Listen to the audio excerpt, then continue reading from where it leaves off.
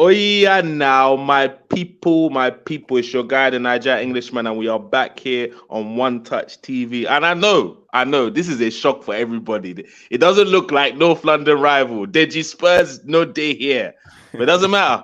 The show must go on. I know it's a touchy time for Deji being a Spurs fan. I think he's finally come to the acceptance that they're not a big club, and maybe they can find their place. So we can feel encouraged by them doing stuff like finishing in the top six. We can big them up for that rather than trolling them for not being in the top four because they expect to be in it. So, Spurs fans, if you lot just accept your role, this whole football thing will be so much easier for you. I promise you.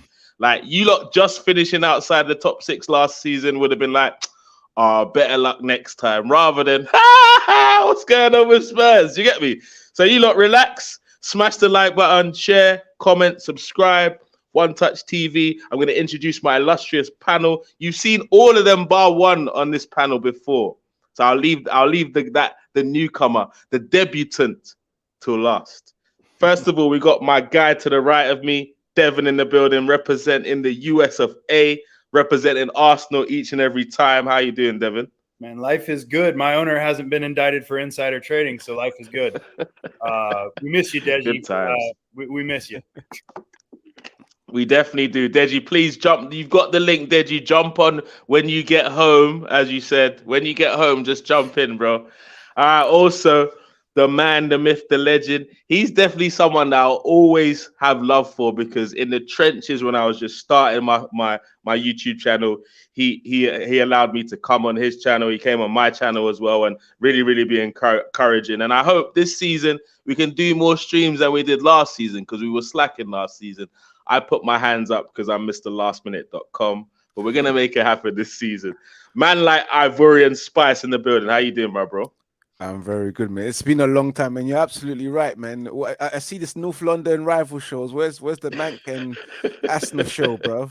Where is that? Yeah, where's the top six show where you're inviting us all in? But I am good, my brother. We're bringing that back this season. Don't worry, man. We should definitely, but you know me as a Manchester United fan, I'm just waiting for my club to be sold. We just don't know when it's going to happen. So that's how it is, but we're content. We are content. Do you know what? I won't lie. I think it's going to happen with you lot, but I just hope it happens when the window closes. So at least you can sweat for another year a little bit. Man. Not if you guys keep coming to America and putting Glazer money in their pockets. I mean, come on, man. You guys do a USA tour, and all of a sudden they're talking about growth of the game in America. So a big up Ivorian Spice each and every time. If you haven't checked out his channel, Red United TV, the link is going to be in the description of this video once it finishes, because I was too lazy to do it before it started. But I'll get it in there. Don't worry, man. And he'll definitely give it out at the end of the show as well. And guys, you know me when it comes to scouting. I'm on this thing, man. I've got to check a few other games, few other channels, and I've been scouting this guy. He's to be honest, he can be extreme at times, but we found out yesterday, as extreme as he thinks I am and as extreme as I think he is, we found a middle ground on his channel yesterday, and really good chemistry. Go and check that show out on True Gooner TV. We got my man like Brendan in the building. How you doing, my bro? All good, bro. All good. Deji, what's going on, mate? Like, come on. Like, you should be here. I know you can't talk about pre-season because Spurs pre-season games keep getting cancelled, like going out to Thailand and all that. Like, but, you know, I thought he'd been on here, like, talking with Chest about the Tigers Cup and all that. But who knows? You know what I mean? The trophy. I pretty much think as soon as Deji saw you were linked to the show, Brendan, he didn't want none of the smoke, man. He backed out, man. Deji, bro, come on, bro. You're owing money. You're ducking fans now. What's going on, bro? I hope you don't place as many bets this season as you did last season. And just so you know, comment section, the payback show is coming soon, where Deji talks about everyone that he owes money to from the stupid bets he made about Tottenham last season. We're going to get into the comment section real quick. Don't forget to smash the like button, share to all your friends, comment, subscribe if you haven't already. So big up Skills in the building. My man Skills, Deji Pack. Yeah, we're always smoking on that Deji Pack, man. We're enjoying it. Big up Arsenal since 1987. Arteta needs to have a word of himself. having Nketiah as captain. Mate, I'm not gonna lie, bro. For Arsene Wenger statue unveiling and him coming back to the stadium, you let Eddie be the captain of that game. Like, come on, Arsenal. Like, what are we doing here? Bro? And he scored, right? I don't give a damn if he scored, man. Anyway, man, keep it pushing. Big up Senkoko 95 each and every time. Loyal subscriber. Big you up each and every time. No worries, bro. Jesus always injured. What the F? Yeah, I understand, bro. It's annoying. I'm hearing he's missing the start of the season, and that means we better get another attacking option before the season starts. This hopefully puts some extra pressure on the Cronkies. Time to get a proper striker that will get us 20 plus goals. Let's be honest, guys. We're not going to spend the money that we need for that particular person this window. I prefer getting an attacker this year so we create space for Osimhen next summer. That's what I'm waiting for. You have to hope now. You have to hope because, hey, you never know. He might be the icing on the cake that we need next season, bro. So I'm keeping the faith. Big up Kayan. Big up Pyro Destiny. Big up everyone. And guys, we're doing a little bit of a different show today. As Deji's not here yet, we don't know if he's arriving. We're gonna kind of quickly 2-3 minutes talking about the preseason game that ended 1-1 that we won on some random penalty situation, and then we're gonna get into go around the room and ask each member of the panel for 3 players that they've got their eye on that they think will raise their game for this up and coming Premier League season. So first of all, I don't know, Ivorian Spice, did you watch the Arsenal game by any chance? You know I didn't. That's why I said keep me out of this one. I'm just gonna listen. All right, just quickly for the fans in the comment section. Brendan saw the results, so he's kind of happy he didn't watch too much of the game. But I'll just say, look, for me, let's just stop getting excited about preseason, guys. All right, do you get me? Like, the preseason is not the be all and end all. Liverpool won the league without winning a single preseason game. We went invincible without winning a single preseason game. So it's not a thing. It's an opportunity to try out new tactics, get fitness, and maybe for fans to see new signings for the first time. That's literally all it's about, guys. It's marketing. It's a marketing and marketing for sure. You're traveling around the globe, and like I said earlier, but for everybody listening in, I had the pleasure of working the Premier League Summer Series here in Atlanta, Georgia. You know, it was great. We had 70,000 people out for Brighton versus Brentford and for Chelsea versus Newcastle. That's amazing, man. You know, it was obviously with Miguel Almiron having gone from Atlanta United to Newcastle, there was a huge link there. Darren Eales was the president of Atlanta United. Now he's the president of Newcastle. And Almiron comes in and scores. The place was the loudest I've ever been at a sporting event. The idea of preseason is to grow the game globally. It's to grow your marketing imprint, and it's for your players to get healthy. I say all this to say the day that I worked that game, it was 97 degrees Fahrenheit. I don't know what that translates to in Celsius, but it was really freaking hot. And it was about 90% humidity, and you're not going to see that during the season. There were so many players that were literally out there training. It was a training exercise. They didn't want to give away too much. They're not running plays. They're not giving anything away. It's literally, hey, we're going to run in shifts. Mitoma played 30 minutes for Brighton. Caicedo came on in the 65th minute for Brighton. You know, so they weren't playing their full strength squads. Evan Ferguson didn't even play. So, you know, you look at the situation as what it is. This is an opportunity for these guys to get some match awareness with each other with new signings. And it's a marketing. It's a marketing venture for the Premier League. 100%, and you can see when you go and check out the fan websites now, you can see how much they're promoting preseason. Buy it for £8 per game and all this rubbish. Like the way you're hyping preseason is kind of feeding into what the owners of clubs are doing and making preseason seem important, so you can go and spend your money on it. I'm not mad at it, but guys, can we just see it for what it freaking is? Like, at the end of the day, at the end of this Premier League season, are we going to be saying, oh, Man U beat Arsenal 2-0 in a preseason game? Like, what? We're going to be figuring out who finished where in the league, and that's all we're going to be discussing. So either way. But guys, let me get into a few of the last comments before I start the show. Arteta trying to boost Eddie because of Jesus is out.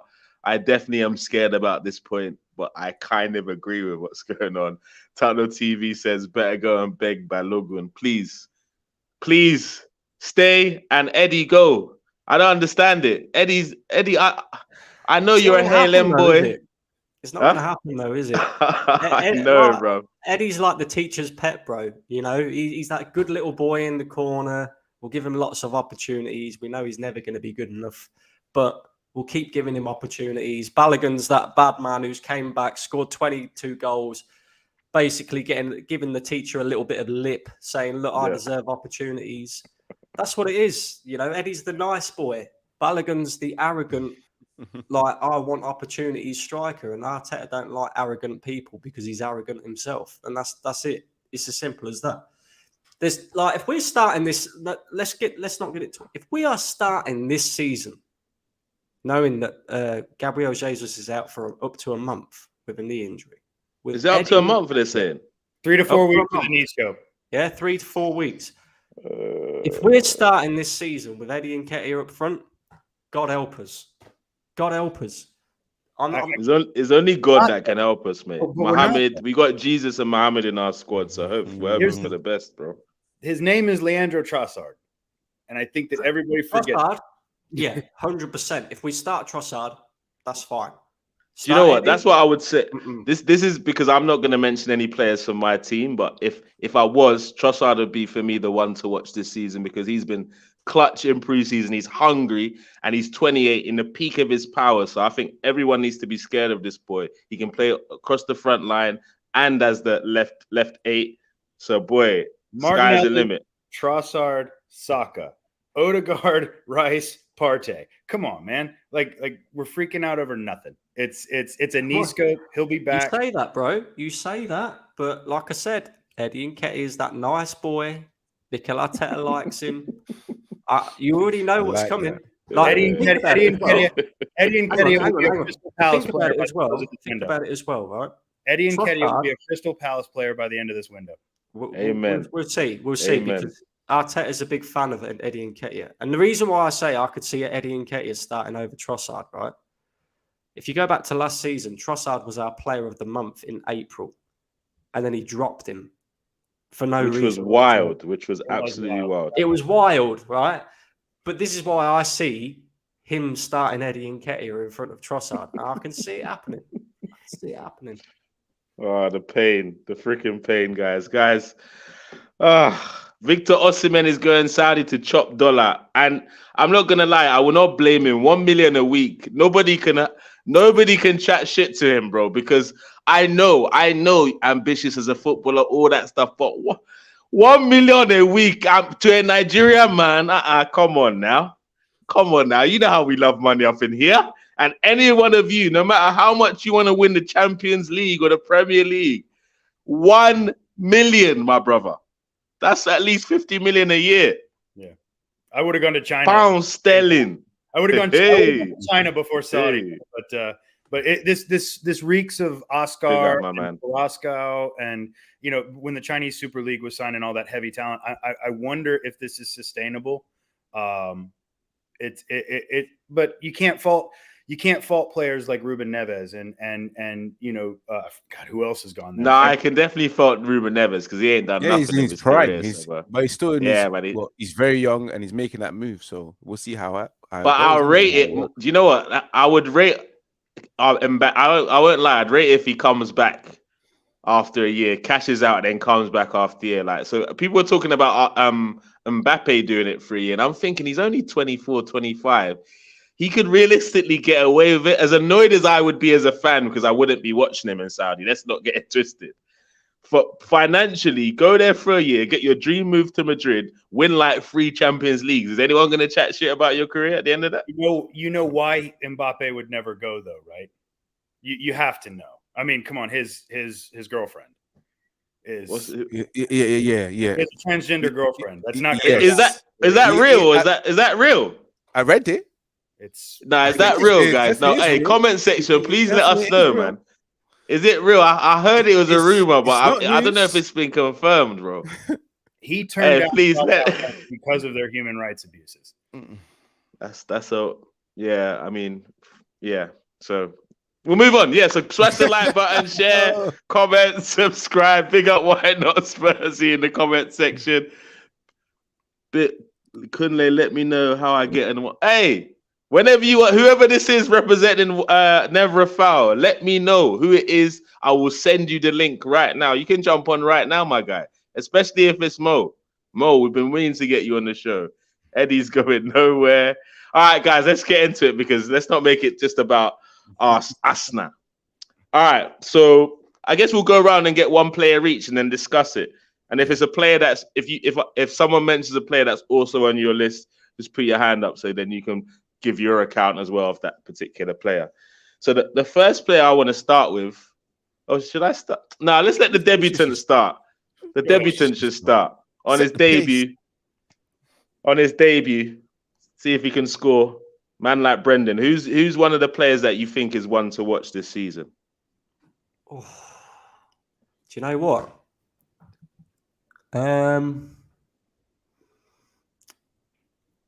That's a tough question, you know. And we got to think of three. I've got one if you're ready. Go on. Okay. Evan, I think there's a guy that we hope to see in an Arsenal kit soon, but he'll be scoring goals for Brighton. That's Evan Ferguson. I think that guy's he's got the same as well. Ivorian Spice. No, he's one of the many players. So it's fine. Okay. And then the next one is an established name leaving Brighton but going to a big club. I want to see what Alexis McAllister can do under the bright lights at Anfield. And then for us, I'm very, very excited. You know, being Dutch and pulling for the Dutch national, I'm very excited about Urian Timber at Arsenal. Ooh, like Ferguson. You know what? I like the kid. I like the kid. He looks like someone with mad potential. I thought, man, you would take a risk on him, take a punt on him this summer. To be fair, well, I think they've gone with Højlund, which I won't lie to you, I'm not too impressed with, but anything can change in 12 months. But we'll talk about. But Evan Ferguson, yeah, and coming to Arsenal though. Big man. We need a target forward. Could you imagine having him target forward? As much as his potential is good, I don't want Arsenal to be signing an Evan Ferguson next summer. Like, I'm not gonna I don't know if you Brendan agrees or not, but as good as he is, I would rather we go and get an Osimhen or like a gunman ready to bang, bro. 100%, I agree. Like at the end of the day, right? This is phase 4 of the phase 5 project. So phase 5, which is next season, you have to be signing world-class players. Am I right or am I wrong? So I'm expecting Mbappe. I'm expecting you name it. I'm expecting Arsenal to go out and sign a top. If we don't sign a striker this summer, right, I'm expecting Arsenal to go and drop a bag on a striker next season. And the thing is if you look at the strikers market at the moment, there isn't really a striker apart from Harry Kane, who, let's be honest, we're not going to get him at Arsenal, or Victor Osimhen, that really stands out, apart from Ivan Toney. But then, you know, he's banned till January, so it's not really worth taking a punt on him. He's going to miss half the season. Apart from that, like, I've looked at the strikers market, and there isn't really a striker that stands out as if to say, yeah, he's the guy, go and get him. Like, Evan Ferguson's like a good shout, though. A very good shout. I think Dusan Vlahovic or Kolo Muani would be out there, but that's still a ton of money for non-proven Premier League players. Yeah, see, hey, there's a comment in here I wanted to show you real quick. I wanted to leave it till later, but this guy says Muani is the closest thing since Henry and Anelka. Like, what are we saying about that, guys? That's a bold statement. Like I mean, that's wild, bro. That's a wild statement.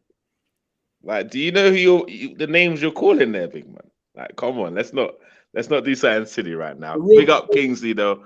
Big up Kingsley. Hey, Brendan, real quick. Kaz is asking, are you free at 10:30 for Never a Foul? Big up Never a Foul, by the way, each and every time. If you haven't subscribed, make sure you go and subscribe. My people did there. Big up Kaz in the comments. I will be free 10:30. Just tell him to get in touch, mate. On Twitter he's watching. He says so. If you didn't hear that, I know he was lying. I wanted to say there was one. And Staffy, I sent you the link, bro. Come through. You're a cool brother. There was one signing this season in the summer so far, and I didn't want to mention an Arsenal player. So if I was to take Timber off of my list, there's a player that Newcastle signed, Sandro Tonali. I am so interested to see what that guy can do in the Premier League, because just seeing him in the preseason, he is a bowling ball. He is a bull in a china shop. He was taking people out left and right. I mean, granted, he's probably like Granit Xhaka levels of red and yellow, but like he's a monster. And I am interested to see what Sandro Tonali can do. See, I got one as well. Plays for Liverpool, Dominic Szoboszlai. Yes. Interested to see what he can do as well, because he was a very sought after player only a few seasons ago. Arsenal were actually interested in him at one point as well. Salzburg. And he's so Brendan, you brought his name up, so now you got to sell his case. Like, why do you think he could be the guy to light up the Premier League in his first season? It's a new league for him at the end of the day. More pressure, more responsibility, and obviously a lot of the experience has left from Liverpool. So do you think he can actually flourish in that environment? You're right. You make a good point with the whole experience thing, like who's going to be in there, in and around him. But I think like he's got all the attributes and everything to play in that number 10 role and do a similar sort of role that Kevin De Bruyne does at Man City and Odegaard does at Arsenal. Very, very coming up with goals as well. He looks like a very, very good player. Obviously, Premier League is completely different level to the German league and out in. Where was he playing before that? I can't remember now. Was it Salzburg? Salzburg. Salzburg. Yeah. Different level altogether. So, Red but Bull it'd be to Red interesting Bull. to see if he can, bring the same sort of performances. Because this guy also, looked very good in the Champions League as well. So, well, and they're going to have Thiago Alcantara back, and they're going to have Alexis McAllister as protection for him to cook. Yes, they lost Jordan Henderson. Yeah, they lost some other players, but Liverpool, while being down last season, is definitely one to watch this year. We'll see how their midfield develop. For me, I have a player that I would like to recommend, of course, coming from Brighton. As you know, guys, Brighton have got a tremendous amount of talent. Julio Enciso. Yes. Julio Enciso. Yeah. One thing about him is that I know he came quite late during the end of the season, because I think he came probably like in the January transfer window. But it's very impressive. I want to see what these next ceilings can be for next season. Whether because I can see him and I see how good he is going forward, dribbling, and he causes a lot of problems. Let's see whether he can add goals to his talent. Well, and didn't he get goal of the season? Didn't he get goal of the season? He did. What did he? Yeah. Which one? The Chelsea one or the City one? I think it was the City. I think it's Chelsea. Is it not Chelsea one? Well, and City's supposedly sniffing around on him. Like they've said that he's and Brighton are not selling, but that he's on their target list. I don't know where they got this player from, but Brighton, we need their scouts. Brighton's scouting department is ridiculous. Yeah. Yes. But what's his best position? 10. 10 or probably on the left. Yeah. Mm-hmm.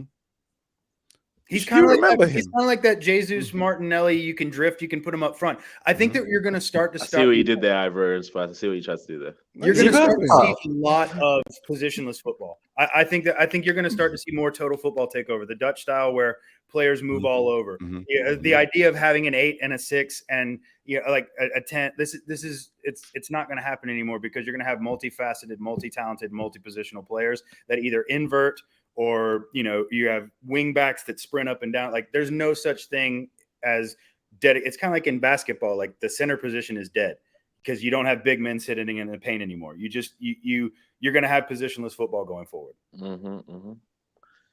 The way football has evolved since I started watching that, I'm not going to lie to you guys. I don't like the evolution of football. I don't like it, because in this day and age, it's hard for you to see a player like a Francesco Totti or a Pablo Aimar and the Riquelme. You can't see these men now, because everyone is press, programmed, computer-based players. Like it's too programmed. There's not enough managers that let players just express themselves anymore. But that's a whole nother stream. I'm not going to get caught up in that.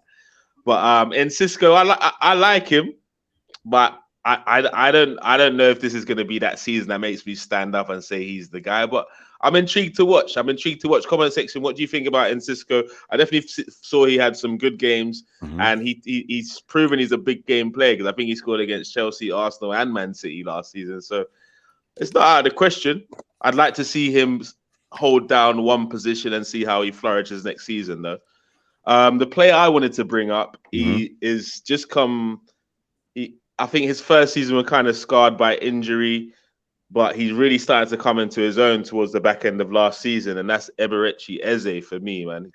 He got 10 goals and 4 assists in the Premier League last season. Decided to switch allegiance and play for England instead of Nigeria, which I'm still very, very upset about because we love a freaking player like him right about now. But you got to respect the guy gets skills. He gets skills. Yeah, exactly, bro. And hey, stop. We'll get into that another time. But yeah, in terms of, I like him. He's effortless with the dribble.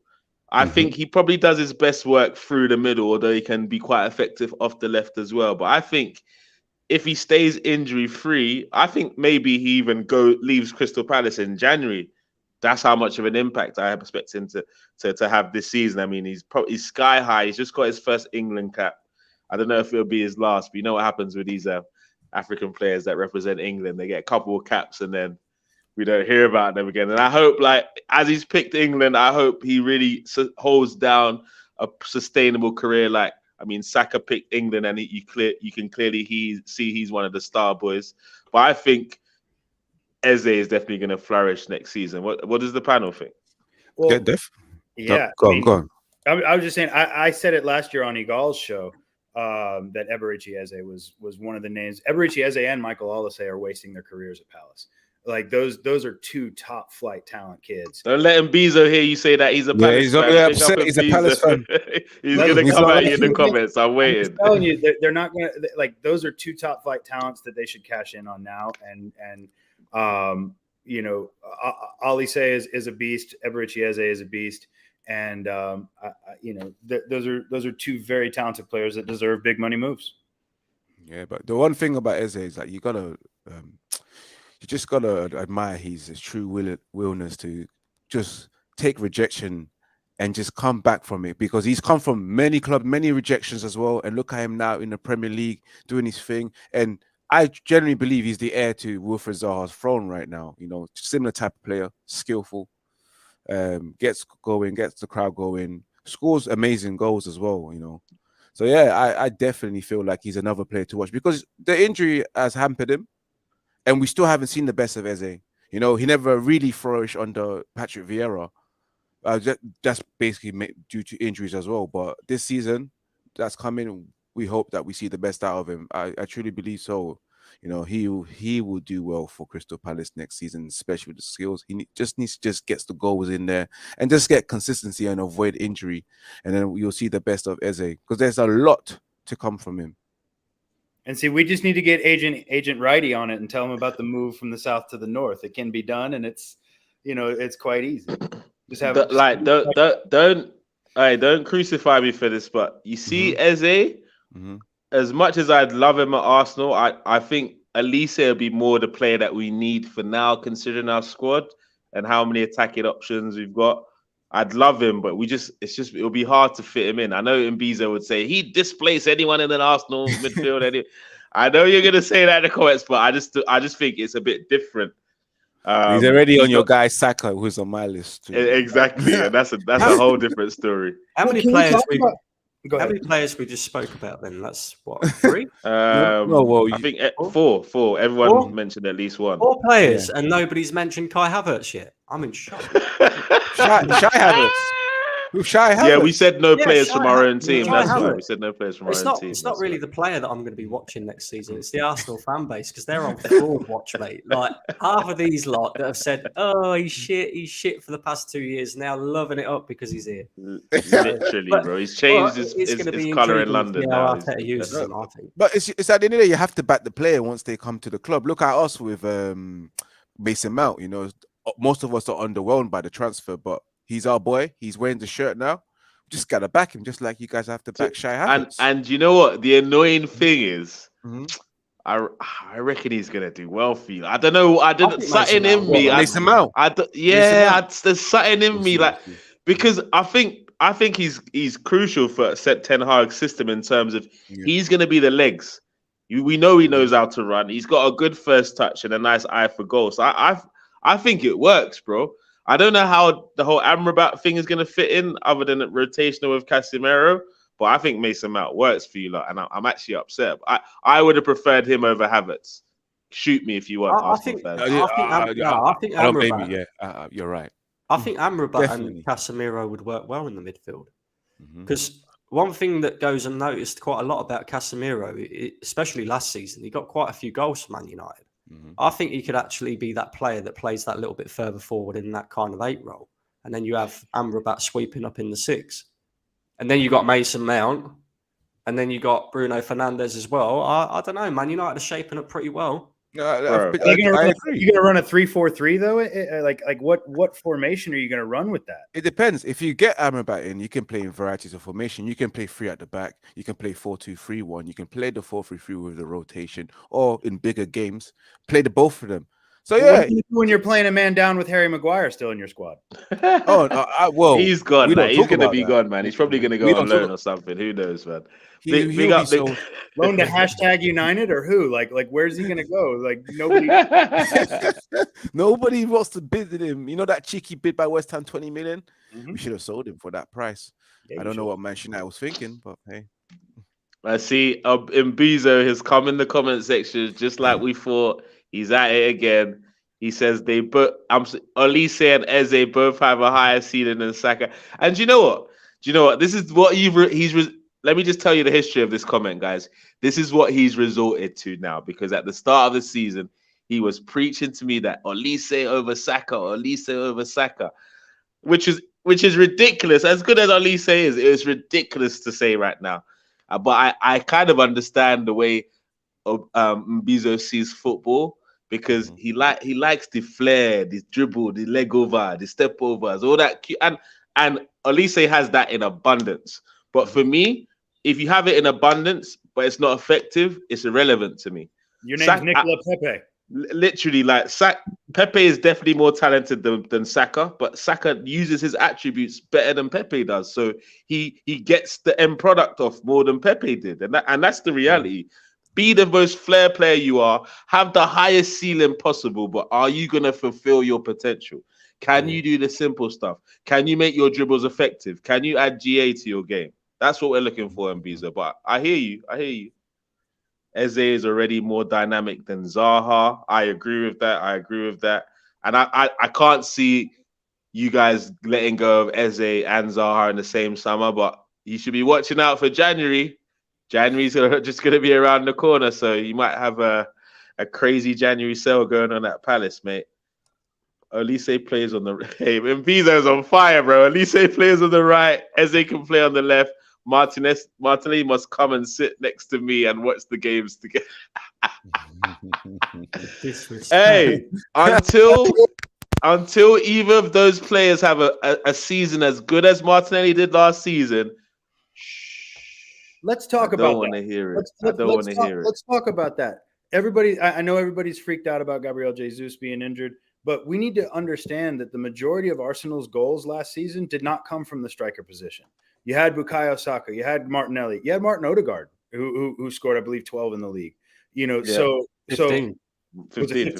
Okay, so we have potentially 5 guys across our line, if you include Trossard as well, that could all give you between 12 and 15 goals per season. Like, I don't think that a number 9 is crucial in this setup, in this system, because goals come from everywhere. Depends how you look at it. If you think about it, Saka, Martinelli, Odegaard, Havertz, Trossard, Jesus, did he? No, but Saka, Martinelli, and Odegaard, them 3 in particular, had their best goal scoring seasons that they've ever had. Mm-hmm. Can they replicate that? I mean, I think Saka and Martinelli will go to a new level this season. Odegaard, I'm not so sure, because like Odegaard, really? No. What I mean by this is, like, when you look at Odegaard's goal scoring record last season, 15 in the league, there's only 3 players in Premier League history that outscored him in that role that he plays, right? So that's a very, very good season for a number 10 midfielder to score 15 goals. Can he replicate that again? I don't know. And the thing is all it takes as well. Like, you've got to remember, we've got like 50, 60 games to play this season. We can't be resting players and that because we've got Champions League. So ultimately what's going to happen is we're going to pick up more injuries because that's just, I reject it. I reject it in Jesus' name. Amen. Well, you lost your doctor to us, innit? We took your doctor, so you never know. Yeah, but we got a new doctor in, bro. We might actually have some luck with injuries now. And man, you get the reversal. Hopefully. But look, you're going to pick up more injuries. All it takes is for us to get an injury to Saka or whatever for a period of time, and then we're losing his goals. It's easier to have somebody in the squad who can guarantee you 20, 25 goals than having loads of different players. Like, if, for example, look at Richarlison at Spurs, right? He went there for a big money fee, right? He was scoring goals for Everton, scoring goals for Watford. Deji, where are you to defend your guy? My man came up with 1 goal last season. So there's no. He took his shirt off more than he's fucking scored goals last season. I'm hearing, and this bro. is it. But there's no saying that these players are going to have, every single one of these players are going to have just as good a season, if not better, than what they had last season. There might be a case where Martinelli, for example, has a very poor season. Then all of a sudden you're losing out on his goals, and then your goals start to dry up, and then you're not scoring as much as what you was. Whereas it's like City, we already know that Haaland will score them 30 goals this season. Guaranteed. So already before the season's even started, they've got 30 goals in the bank because they've got Haaland up front. We ain't got that. I hear it. Let's not make this a depressing Arsenal stream, Brendan. Let's not do like that's. I'm not. I'm being real. We've just lost Jesus. We don't want to. We don't want to be on a downer, man. Havertz who can play up front. So you need to Hey, look at that as well. Ivorian Spice. Midfield up front. Hey, shut up there before I come. Hey, we're talking about big money strikers, and Man United just signed one for 72 million. No, we didn't sign no big money striker. We just scored wasted 9 money. goals in Serie A. So let's. Is he scoring more than Jesus this season? Listen, guys. The ceiling is. Answer my question first, then you can tell us what we're listening. It depends. Will Gabriel Jesus get there in time? Because the injuries there for him is a month out, and again, he gets injured. He gets injured. So we'll see. But let's see. If Højlund score more than between 10 to 15 goals, I'm happy with it because, of course, he's a young player, 20 years old. He's been on a remarkable rise from short spells at one club and then going to another club. The ceiling is there. He's very quick as well. He's again, they say he's like Haaland. We shall see.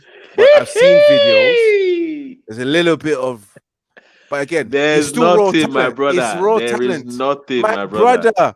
Please, you see, mate. Should have kept. We shall see. Should have kept Weghorst. No, please. No, I'm kidding. I reckon Højlund is much more of a threat. Again, just because he only scored about 9 goals last season for Atlanta, and let's be real. I think Højlund coming in will actually be good for Rashford. But do you know what? Yeah, it's better than having Martial up front, who's always injured. This is true. And I believe in my manager, and I believe that he can develop this player and get that diamond cut. Do you know what?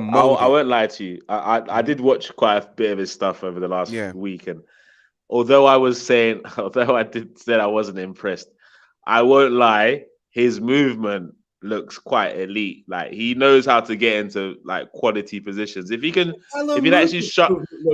sharpen up his finishing, then anything can happen in it. So like, because his move, it's like, but it's also like another man that I remember had elite movement who used to play for Arsenal and Man United. Danny Welbeck. Danny Welbeck had elite movement, but the guy just could not finish. Even the goals he did score, they'd always be close to the keeper or off his shin or something. But his movement, I don't even know if you remember, Brendan, his movement was elite. Yeah, he just couldn't finish. Couldn't stay on his feet. He kept tripping over his own feet and that, didn't he? So, like, literally. I mean, I don't know. It's almost like the Glazers have heard the word Haaland and then Hoyland. Mhm. We think we're getting Haaland here. No. Holland, this is a Come steal. on. I don't know. I think he'll be a good signing for Man United. He'll definitely We'll be see better in it than because Weghorst. again, we shall see, man. I back shall. my manager and I back his choices. Apart from Weghorst and Sabic, so which never really went well. The other signings has gone well. So again, I go based on the reference of the past signings and what he likes. He's got a better taste than the previous manager that we had. And What about Nana? Let's Yeah, but talk- when we say things like that about Havertz, you lot aren't having it though. what you mean? Not I said we. When them lot say those things about Havertz, you lot aren't having it. So Well, what we look, saying? you got a Champions League winner in your team just like we have one. We got Havertz two can now, play actually. We got two. so many positions. You just never know what he could do for Arsenal. Like, well, we've tried him at Chelsea, but you just don't know what he can do at Arsenal. He can find a new Ivorian life. Spice, don't get me angry today. Let's not No, talk no, I'm about not this here Havertz to. guy, man. No, Let's no, not no, talk no. I'm about not here to Havertz. talk disrespect. I'm just being honest with everyone. Like, I understand that he had a bad career at Chelsea, but at the same time, he's still a good player. He's got something in the game. You can trust your manager, and your manager knows exactly what he wants to do with it. It's whether it's going to No, work out, and it is a gamble. This is the thing. This is the thing about Havertz for me. He's clearly got qualities. He clearly has it. Like Chelsea wouldn't have paid that amount of money for him in the first place. But I don't know if you lot can tell me a guy that's had 3 off years and then came good. Like I'm not saying it can't happen. I can't name I'm you not one. saying it can't happen. But Granit I've not Xhaka. seen.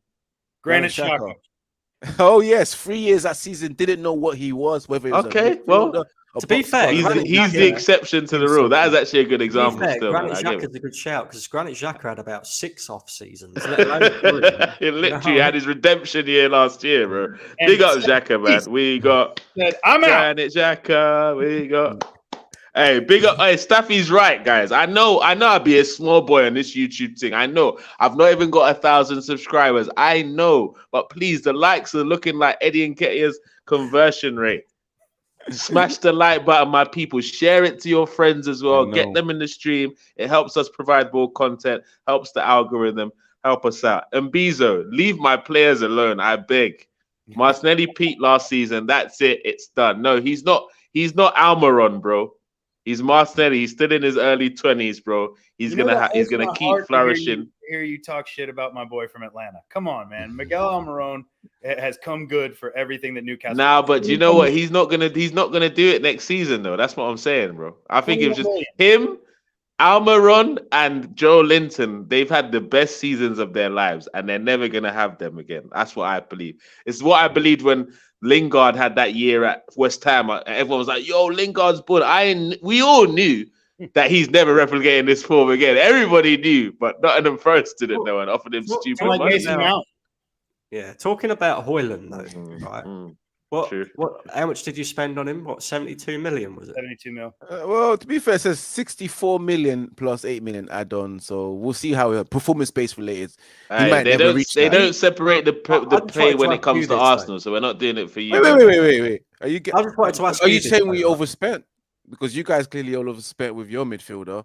So we're talking about you, bro. Yes, we spent 65 mil on a Champions League winner. What do you mean we overspent?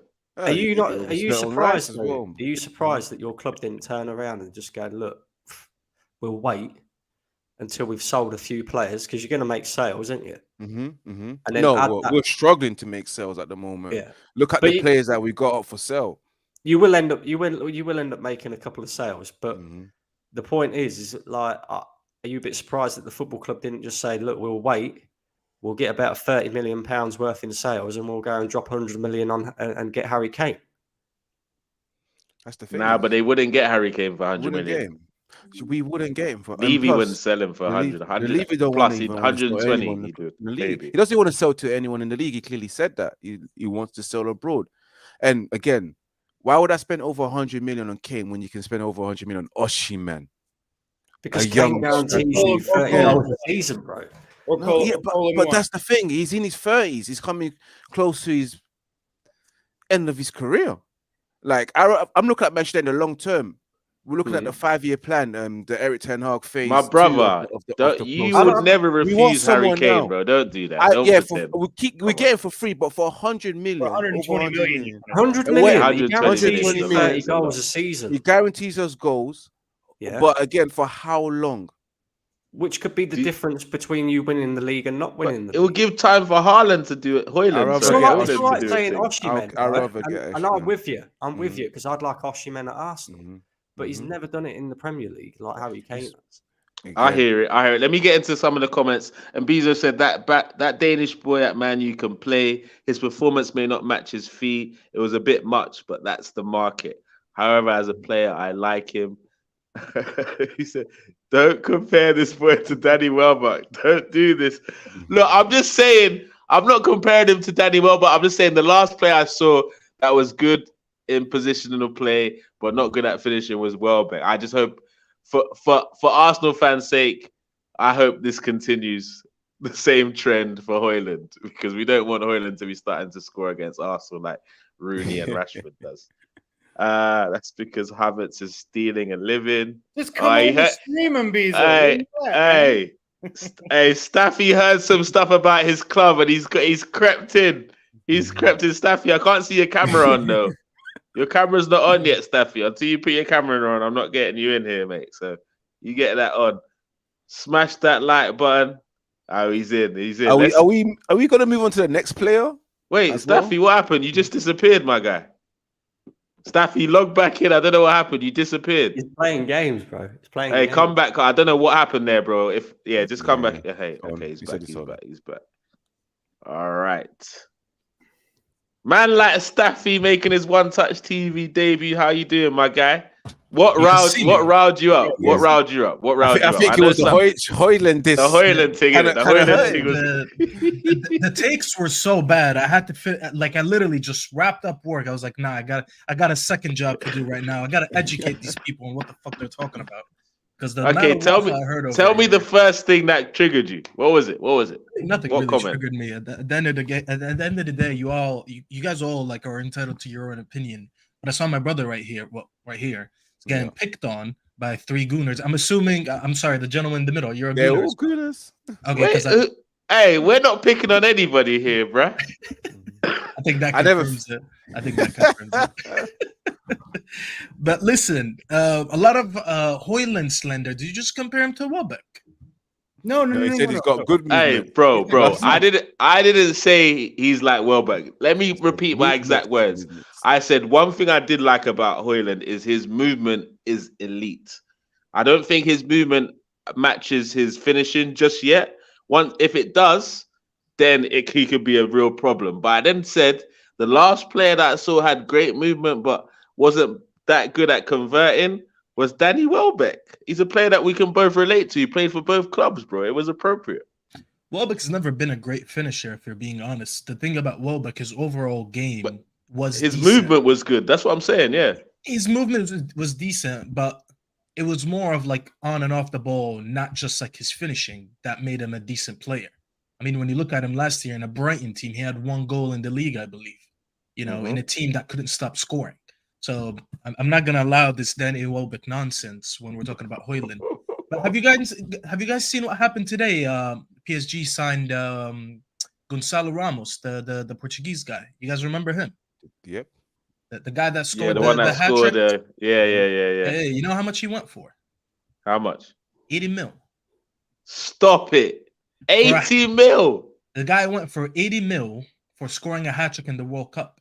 And this is what you need to understand. When my brother right here is explaining why we paid what we paid for Højlund, of course he's overpriced. I'm not going to sit here, by the way, and tell you that he's not overpriced. Okay? But when you talk about the striker market this season is not the best because you go from Kane and Osimhen to like nothing. To Vlahovic. You know? Vlahovic. Do you want Vlahovic on your team? Chelsea does. No. I don't care about Chelsea. Do you want him on your team? Fuck no. All right. So let's not include him. Because a season ago, see what he tried to do right there. A season ago, we both wanted him, but then he went to Juve and he didn't have his best year. The only reason he's going in a deal with Chelsea is because they're trying to offload Lukaku. Let me keep it a buck. I'd take him over Nketiah.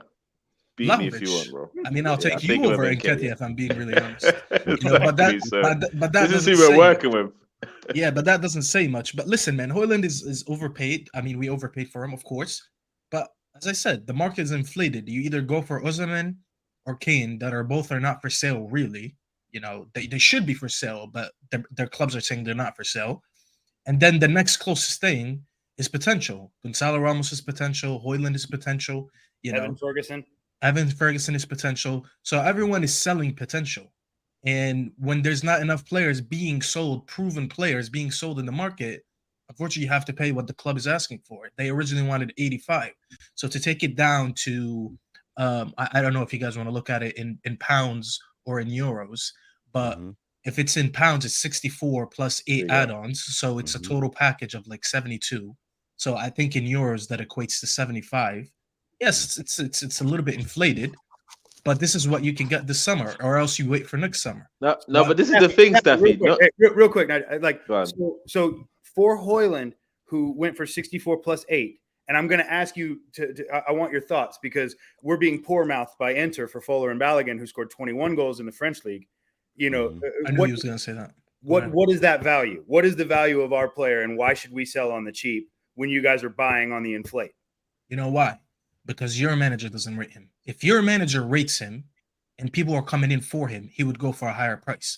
Your manager is not even giving him minutes in the preseason. Your manager he's injured, bro. He's injured. No, he's not injured. He's hurt. So you've been in the camp? You checked the health check? In the camp. No. On real, I haven't heard that he's been injured, because I've seen, as an example, I follow Igao, and Igao was questioning why he doesn't play, and when he saw him not playing, Igao just doesn't like him. Hamstring injury.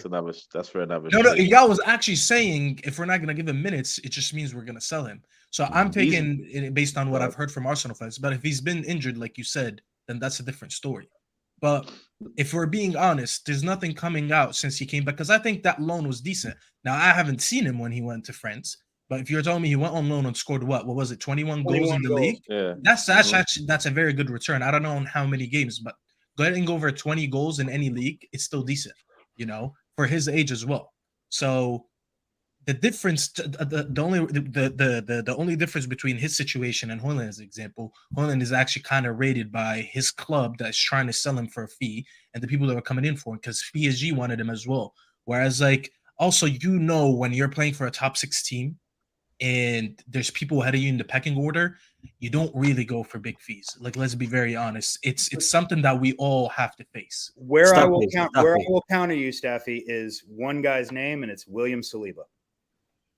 What about him?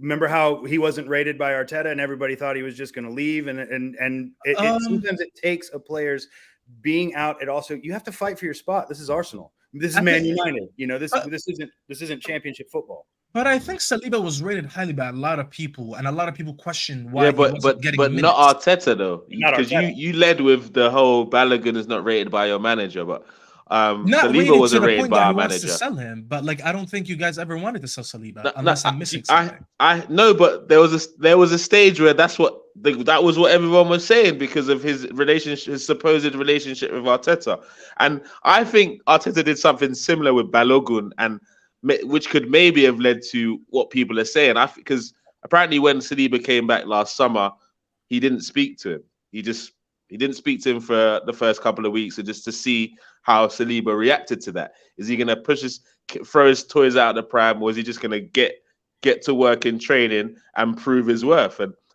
Saliba chose the latter, obviously, which is why he was able to flourish. He's now signed a new contract. Whereas the energy I'm feeling from Balogun is he's not given that same energy as Saliba, which is why he didn't get a lot of early minutes. And now with the injury, I can't see it going well for him because he's injured at a time where he probably would have been getting some minutes. So as much as I'd love him to stay instead of Eddie, it doesn't look good, bro. But do you see him staying, or do you see him going? No, I see him going, bro. He'll go. Because of this injury for me is kind of just sent him away for me. He'll go. We haven't had a chance to see him. If I'm being honest, I think you guys should loan him out to Premier League team. He won't go. Loan him out. He's already said he won't go out on loan. Yeah, he said he don't want to go on loan. He wants a permanent club. He don't want he's to go moving on arrogant, man. See, He scored just two goals in the Brandon was French right. league. He rates Brandon himself. was right in it, Brandon. It's the attitude and the arrogance. Obviously, he knows his value. He feels like he can get first team football elsewhere. And he But rates But you himself. know How how did you say Arteta, he knows he his likes good value when he boys. said he wants to take $10 million off of his transfer fee? He said that we've inflated his value and that he wants to go for 35. He like we're not gonna sell this player for short. That's terrible business. I can't walk into Harrods and demand Tesco prices. I can't do that. I don't get to walk into It's true. and say that I want Gucci for Walmart prices. I can't do that. I agree.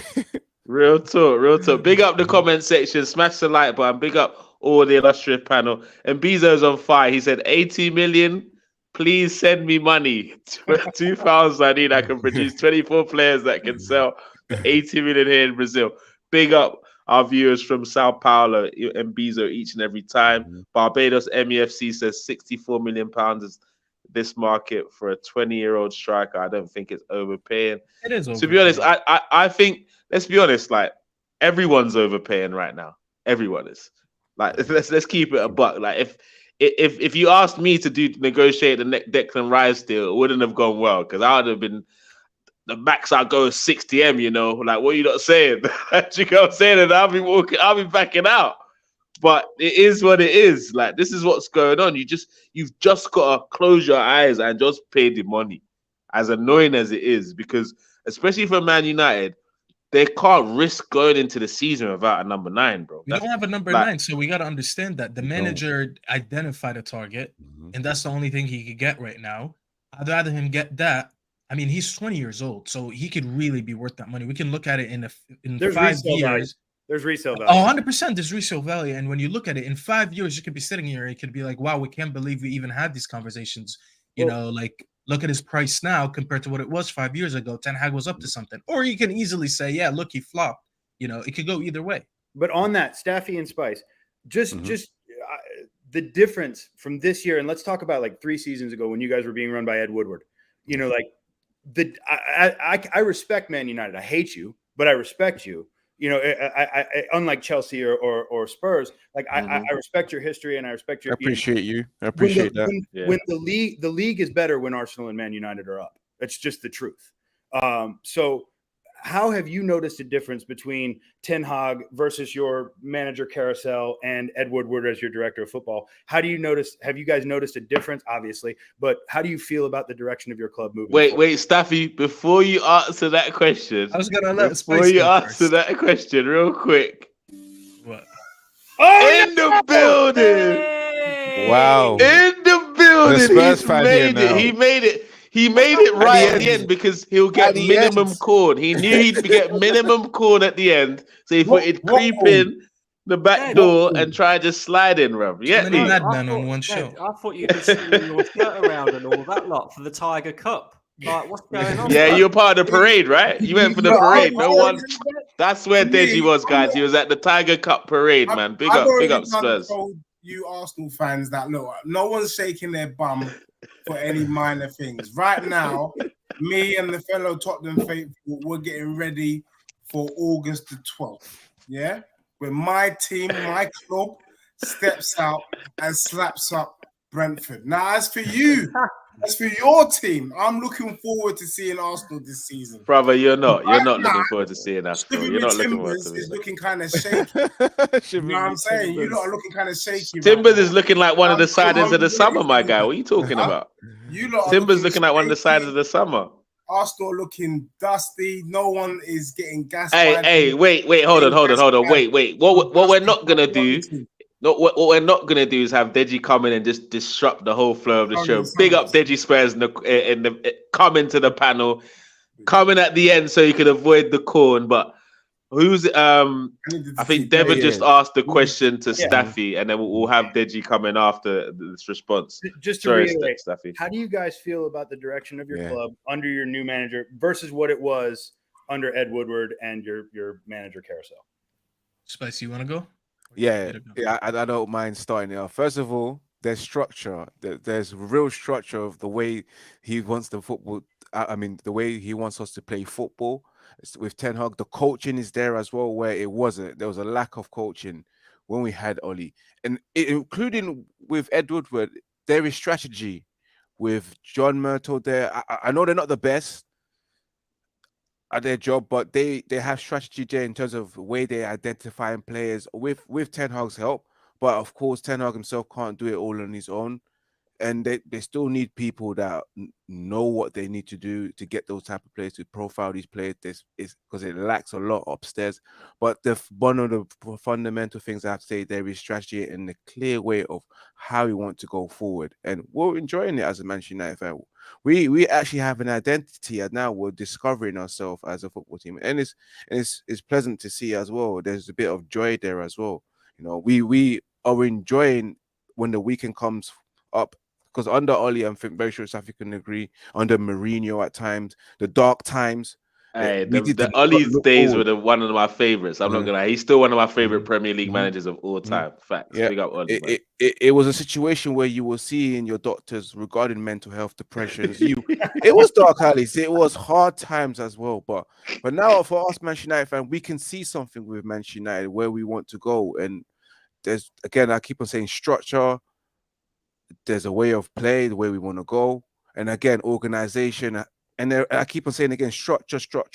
There is a structure there, and that's the key thing with Eric Ten Hag and John Myrtle. And who's our CEO again, Staffy?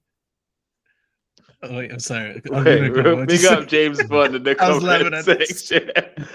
What the hell you do? I'm seeing you everywhere except the deli, bro. What's going on? Big up Staffy. Listen, bro, I'm a man on demand. You know, people are demanding me. I'm a hot property right now. So, but what was the last part? My bad, because I was 11 at the time. I asked who's our CEO again right now.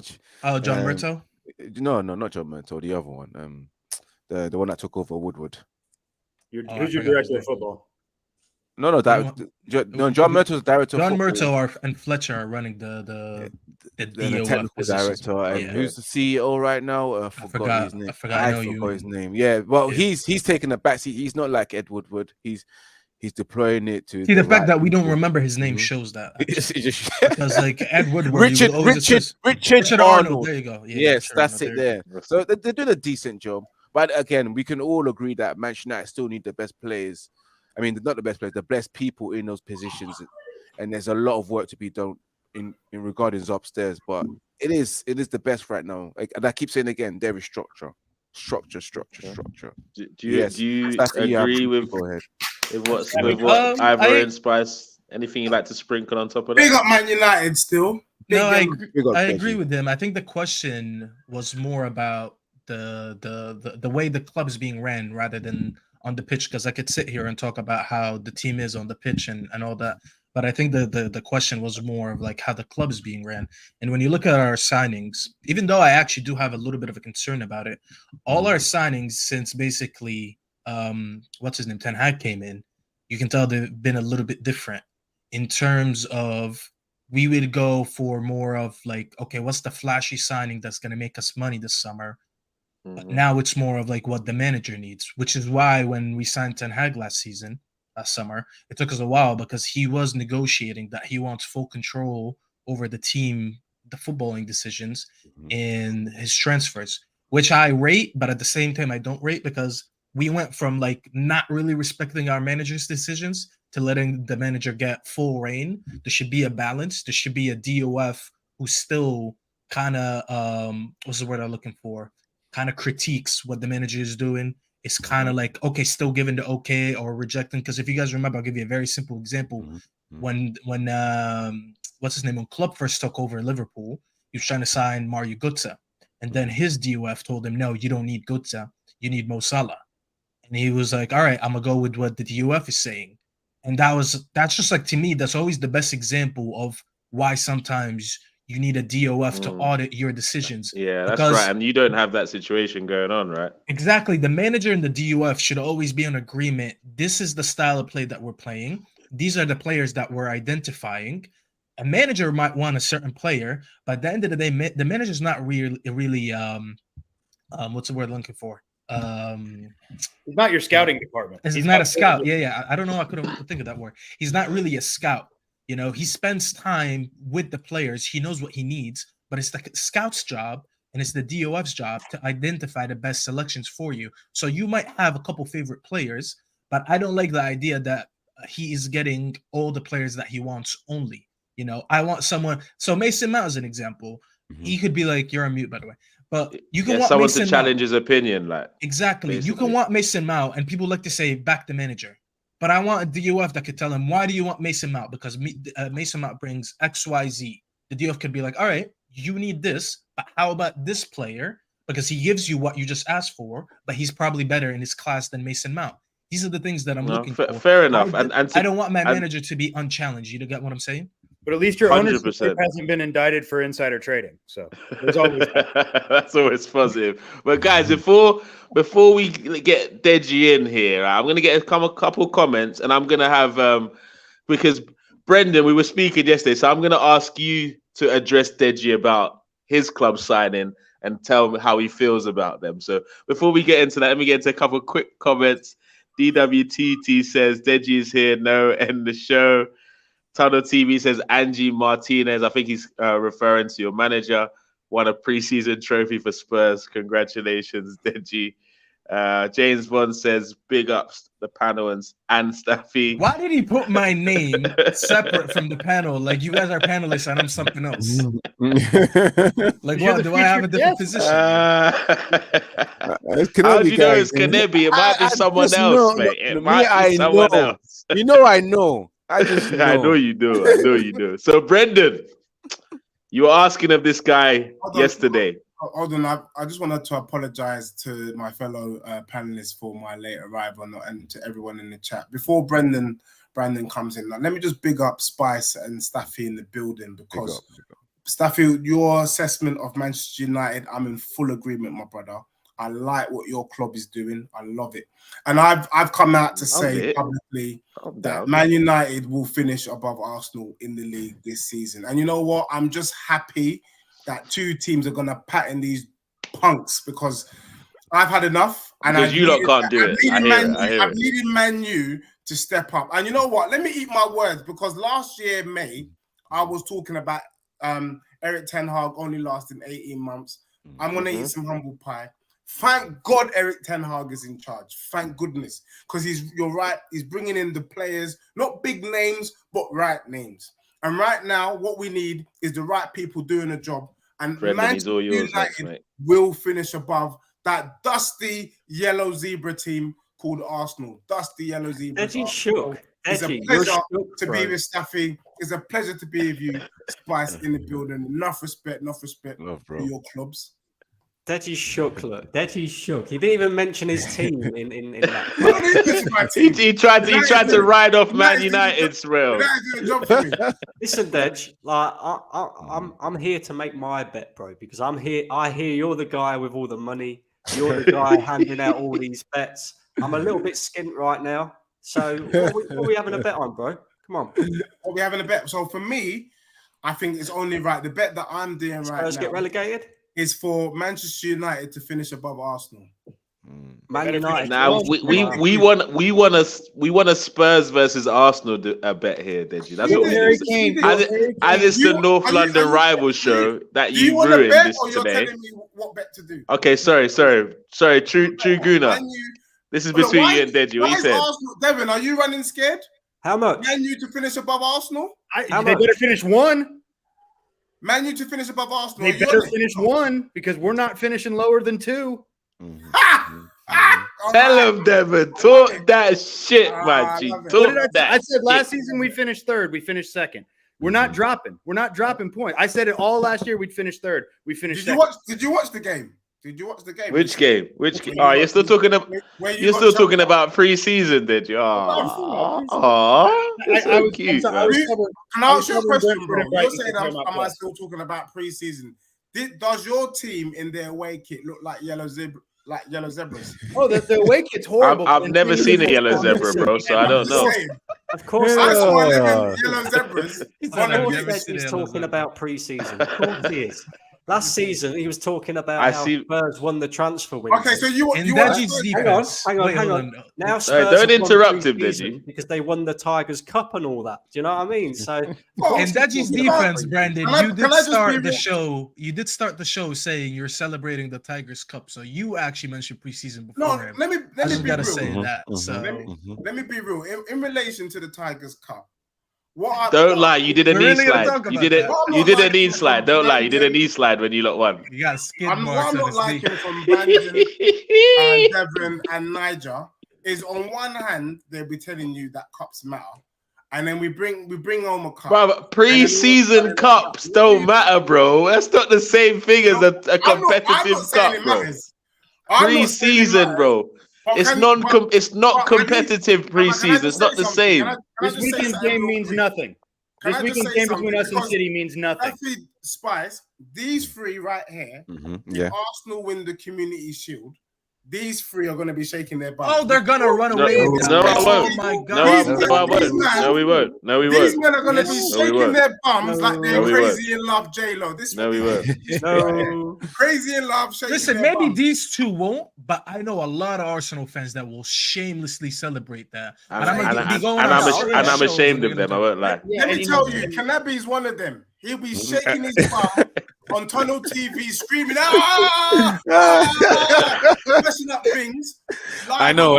That one's a fact. To be honest, Deji, to be honest, you are right because there were certain men, and Brandon will tell you that as well because I think he was on the show. I think you were on the show as well on the Gauss channel. These guys were saying they're going to be the 7-0 in the preseason game, 5-2, certain results. But then when we beat them, all of a sudden preseason didn't matter. So them telling me now that the Community Shield doesn't matter and then they end up winning it, I don't trust them, bro. These guys lost my trust. I said you since that- don't trust I them. don't trust them. I got trust issues, and it's because of Arsenal fans. You know, What I would say though, if we do win the Community Shield, we're beating a better team than them. Who was it? The Sailors or whatever. But then you don't even know the team he played, bro.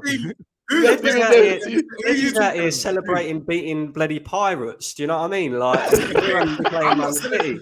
I'm not celebrating. I'm just telling you it's a trophy. Bro, you got late because you were at the parade, bro. What are you talking about? Is that what Tottenham has done to you, bro? You have to celebrate these pre-season No one's trophies. celebrating Dusty trophies. Alright. You don't know that. De- But you Deji. know what it is. But in terms of my prediction for my club, I don't want your prediction for your club, bro. We don't want that on this show. We don't want it. It's not I'm the just time. telling What you we that want, what we it want to looks know is who's gonna be the one to watch at Tottenham this season. That's what we want. That's what the panel wants to know. That's what Brendan wants to know. That's what the comment section wants to know. Who should we be scared of? Because you're about to lose your talisman, Harry Kane. So who? Who? First and foremost, This is all. The floor is yours, bro. First and foremost, let me just tell you right now. I think it's a shame. Harry Kane is a legend. We love you, Harry Kane. You will always be a legend at Spurs. We're wrapping up, happy bro. Happy to see you go. For me, the guy that you don't need to look out for that you not disrespected is Basuma. I done told you Basuma rantings at the Emirates 2 seasons ago. He wasn't able to play under the Conte Dusty system. But my man, the Shackle, he is free like the Amistad. He is free at last. Free at last. This man is going to be running things in that midfield. Partey is going to get flattened like some Ghanaian fufu, and it's going to be a pleasure to watch when Basuma comes running through. So Basuma is one to look out for. Also, you man have been sleeping on Richarlison. I think if Richarlison we're all knocked out. I don't think we'll wake up for that sleep, bro. We'll never wake up. I don't think. And he's going to make Richarlison he doesn't want to wake the up. main number 9. Wow. You lot are sleeping on him. Also, we've got James Maddison. I think he can really step it up again. But don't sleep on the best left back in the league at Spurs in Udogie, 19-year-old superstar. Watch out for that youth right there. The best what, bro? He's the best left back in the league. Hey, the way you're talking. You heard it here first. You know what I mean? I'll give Dej, come on. Deji, Listen. Can you talk about him a little bit? Because I have been hearing stuff about him. Let me I tell you. I want to know. I want you to explain. Let me tell you how he's 19. I think this is the perfect one to close the show with. You tell us about him, then we'll wrap up. Yeah, he broke into the Italian national team. It was so deep that Mancini, I think, for whatever reason, wasn't playing him. His club manager had to call him up. Udogie so far pre-season has showed us what we've been missing. He's basically Carl Walker at left back. He's strong, he's fast, he's young, and I think you guys will be impressed by him. He's the sort of player Arsenal or Man United or even City would have. He's that good. So Tottenham getting him is quite lucky, but also to be an Italian international at 19. What can you tell me about Van der Ven that you just signed from Wolfsburg? Van der Ven, who we're about to get over the line, is basically Tottenham's hope, is our new Vertonghen. You know, very assured. He's a calm footballer, easy on the eye. My only problem with Van der Ven is Vertonghen was certified. I don't know whether he can be. I don't like having players to be like a player. Van der Ven is literally Vertonghen. But is he going to be able to fill Vertonghen's boots? I don't know. Just like our goalkeeper, I call him vicarious liability. I've been seeing Spurs fans cussing him out in the chat. But I've said that he looks like the keeper we had before from Fiorentina, Golo, and he's rubbish. So guys, should have been going for Raya, and you guys have got Raya instead. That's just dumb. How can you not love this guy, bro? Comment section. How can you not love this Deji guy, bro? Like, bro, Deji, like, it's hard for me to be angry when you're on screen, you know, bro. Like, you've actually come on here with some chest. Like, I don't know where it's from. Somehow, you've managed to draw up some chest from what you lot are on. You've got an Australian you know why though? Who used to manage Perth FC or whatever? Can I just say this though, real quick? You're relying on Richarlison and Basuma to elevate your season, bro. Like, what are we doing here, bro? Devin agrees with me, Staff. Devin doesn't agree with you, bro. Let me tell you why Devin agrees. He's never agreed with you once. Apart from Tottenham, apart from centre back, Tottenham's team ain't that bad, you know. So where are you finishing? Where are you finishing? That's perfect. That's perfect, Edge. We've just heard you talk at Richarlison. We've just heard you talk at Madison. Richarlison, there's nothing wrong with Udogie. I'm expecting Spurs to finish in the top 4 the way you're talking. No. We're not going to. Let me tell you. What? After all that, Deji, you're going to say no? Oh, my God, Deji, this is a letdown. This is a letdown. Ivorian Spice, I know you're disappointed. Look how he just looked down when he heard that, man. Even Ivorian Spice is upset with you, Deji. Let me tell you. You've let us down. Let me tell you how Tottenham finished top 4, my brothers. If Tottenham keep Kane for whatever somehow, and we bring in the defender from Leverkusen, and we get David Raya, which one? I will tell you, bro. How many ifs are you throwing in there, bro? Arsenal, bro. Which Leverkusen defender? Jonathan Tah or Tapsoba? We've not sorted out our centre backs. Tapsoba. And Richarlison is not going to score the goals that Kane's going to score this season. Why? He's Brazil's #1 striker, as you told us, bro. Bro, but Kane is a different. Kane is the best striker in world football. Exactly. You're losing the best striker in world football, and you're bringing in a striker. Come on, bro. I've got a bet with you, Dej. I've got a bet. All right, forget that Man United Arsenal one. Forget that one. Yeah, this is a Tottenham Arsenal bet. And these boys on the panel will know from the way that I was speaking earlier, I don't even rate this player. Kai Havertz will have a better season than Richarlison next season. That's nonsense. Rubbish. Wow. No, but there's so much context that needs to be added to this. If Kane stays, that doesn't mean anything. All right, let's have a bet right now. No, because Havertz is a bench player as well, just like Richarlison. No, you know Havertz is starting. Wait. So hold on. Why is Havertz starting? Who does he start over? There's 65 million on him. No, because the manager's not told you he's starting, but you're confident that he's starting. So why? He's been starting in all your preseason games. What do you mean? He hasn't. He didn't start this current game. Declan Rice. It was Party Rice. United, and did he start? Party Rice started this last game, bro. What about that? Oh, so wait. I'm happy to hear this because you know what? Arsenal fans been cussing me when I said don't sell Partey because Rice can't play that number 6. No, but you can't use that on this show, Staffy, because I'm not one of them. I'm not one of them, so you can't use that here, bro. I'm not saying so. Don't use that as an example here. Listen, you have heard me before. You like that take so much that you messaged me personally saying that you agree with me. Okay.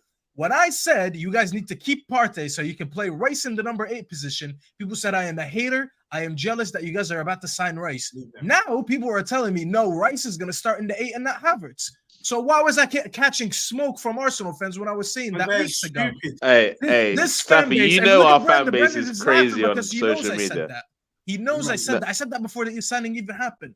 But listen, bro, back to Havertz. I think Havertz is going to start a lot in the number 8 position. So that's what I'm saying. We need to add context to it. If No, but Kane based on what, Staffy? Can I just say this? If What do you mean Havertz based on what? I already starts But, for like, why are you saying he's gonna? Why are you expecting it? Based on what? What is your expectancy? based on based on? preseason, bro? He Can I started ask pretty much you- every Brother, game. you can't Okay, base it on okay. preseason, bro. I'll tell you something. Can I ask you why the manager added him to the team? Because that answer would be the same reason why Antonio is going to start. Because I know what the answer is. But Arsenal fans, I would rather you tell me right now. Arsenal fans have been telling me what's the plan when Havertz is on the pitch. He's playing in that advanced Xhaka role, so he can stay in the box, come in for those late runs, go to the far post, and just add goals. Exactly That's like the the player. Barcelona goal that he had. That's So- the player. So if this is what the managers added him for, I don't understand why he wouldn't start, because I don't think in certain games you're gonna need 2 6s on the pitch. You're not gonna need Rice and Partey against some let me mid teams like Luton. let me respond. Let me respond because I hear that, and that actually, this is for once a rival fan give me some context to their Havertz situation. Yeah, you need But to have for me- more if you want Yeah, real, definitely, real bro. I'll rivals. definitely be inviting you on more. But my thing is this: I don't see our first game of the season Havertz starting that game personally. Who you I play? don't see it. Who do you play on the first day? Forest at home. Forest at home. I don't see him starting that game. But if Havertz is playing multiple games this season, it's because he's in good form. So if he does play a lot of games, I believe that'll be because he's in good form. So I'll take that. But I don't think he starts as our number 8 in our first game of the season, personally. Because I didn't watch Yeah. the game. Did he start Yeah, today? Partey and Rice started in Partey and the. Rice. in So the- do you in the think season. do you think the manager has realized that he needs to start Partey in the 6 until Rice gets adjusted to it? Yeah, well, And yeah. this is a real question, by the way. This is not me trolling. No, I don't think he brought Rice to play the 6. I personally think he brought him to play the 8 personally, but I could be proved wrong. And I believe he can flourish in that 8 with a better team around him. That's what I think. But everyone seems to think he's been coming. I also think that this is the first season where you've seen Arsenal in Champions League in a long time. So they've added depth in certain places with quality. We have quality everywhere. We've got Kieran Tierney sitting on the bench. We've got Takira Tomiyasu sitting on the bench. We've got Reece Nelson sitting on a bench. I know most people don't rate him, but I think Reece is. I rate Reece Nelson. I think Reece is a talented F player. off, Deji. F off. You know, but there's a ton of talent. That we've got a 31-person squad right now. We need to unload players. You know, but there's literally You guys still want Kudos and you want another striker. Yeah, we you want a Mohamed backup Kudus, goalkeeper. and there's also rumors that we're the team that put in the bid for Caicedo. So you know, did you really? Hey, Devin, steady on, bro. There's rumors. I think these conversations have just opened up more conversations, and we've run 20 minutes over the show thanks to Deji. And so smash the like button, share, comment, and subscribe. It's been a great show. It was supposed to be the North London Rivals show, but we did it a little bit different today. We talked about players that we expect to do well next season. Some highlighted players have been Eberechi Eze, Evan Ferguson. Deji seems to think Maddison and Basuma are going to flourish next season. What other names did we mention today? Ivorian Timber, I see good things for Timber. I'm excited about him. And this also season. Enciso from Brighton. Enciso, that was Ivorian Spice's player. Staffy, do you want to throw one in the ring before we wrap up? One to watch for next season? One to watch. Does it have to be from my team or in general? No, not from your team. Not from your team. I mean, I wish I had more time to think about this one because I'm pretty sure there's a lot of players that I would say, but just the one that I can think of, I'll just stick to my team for now. I'll say keep an eye on Kobe Mainoo. A lot of people think it's a joke when I talk. He is injured, yeah, but I mean, he's not dead. He'll be back, you know. In February. He's not back in February. He's out. He said he's out for the first half of the season. He's out, he's out. No, for the start of the season, not the first half of the season. 2 months he should be out. The fact that you signed Amrabat, the boy's got no chance, bro. Let's be honest. No. He's not going to get minutes. Everyone has said that. I'm just telling you, this is why I'm saying that. He's right, going to surprise people. He's not going to do wonders in his first season, but you guys will look at him and gonna be like, they have something on their hands right there. And Devin, did I hear you say on the show the other day that we should be looking out for Nkitty Catty? Anyway, guys, it's been a great show today. Don't forget to smash the like button, share, comment, and subscribe. Okay, you know where to catch Deji, either on this channel or his channel. Deji Spurs. Is it Deji Spurs should TV? we watch out to Udogi? Should we watch out to him? All right. Udogi, yeah. Everyone watch out for Udogi. Big him up. He's hard. Devin as well. Thank you for joining us on the show. You can catch him on Devin on One Touch TV from time to time. Staffy, where can we find you? Staffy TV. I've launched my my channel not too long ago, so I'll be doing a lot more there. You know, You've not invited me yet, but I'm sure you will. I haven't even had a single show yet. It's just watch alongs. I promise you'll be invited, bro. Now smash a like and make sure you go and subscribe to the channel. This guy wants to sit when there's no furniture yet. When the furniture is there, yes, I want to enter. Yes, house party. I'll throw a house party when the furniture is there. I'll sit on your kitchen table. He wants to sit on the floor, man. And Ivorian Spice, where can we find you? Of course, YouTube, Red United TV. You know, we're trying to get to 4,000 subscribers, and of course, follow the Instagram channel as well, man. Red United TV 1. You get me? Yes, smash the like button, my people. Go and follow the channels. I'll definitely put all their details in the description of this video, guys. It's been a great show. Catch us next week. North London Rival Show will be back on Tuesdays, and that's probably going to be the time for the duration of the season. If it changes, I'll let you know on our social media settings. Check me out also on One Touch TV. And one sweet day, guys. One sweet day, we will get a chance to see another episode of No Touches by Deji Spurs, but that's between you and him, guys. Have a great evening. Enjoy the rest of the week, and we'll catch you for Free Touch